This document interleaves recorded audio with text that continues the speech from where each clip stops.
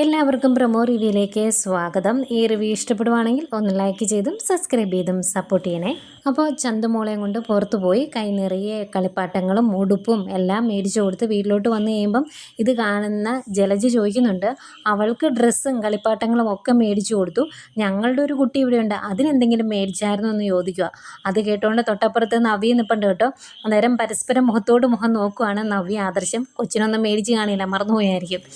പിന്നീട് ചന്തുമോൾ പിന്നെയും കുഞ്ഞു വാവയല്ലേ, അതിനോട് കളിക്കാൻ ചെന്ന് കാണും. അത് നവ്യയ്ക്ക് ഇഷ്ടപ്പെടുന്നില്ല. അതിൻ്റെ പേരിൽ നവ്യ വഴക്കുണ്ടാക്കുമ്പം നയന പറയുന്നുണ്ട്, അതൊരു കുഞ്ഞു കൊച്ചില്ലേ, അതിന് കുഞ്ഞുങ്ങളെ കളിപ്പിക്കുന്ന ഇഷ്ടമായിരിക്കും, അതുകൊണ്ടാണ് പോയത് എന്ന് പറയുമ്പം നവ്യ പറയുന്നുണ്ട്, ആ ചന്തു എന്ന് പറഞ്ഞ പെണ്ണ് എൻ്റെ മോനെ കളിപ്പിക്കുന്നത് എനിക്കിഷ്ടമല്ല എന്നിങ്ങനെ പറയുക.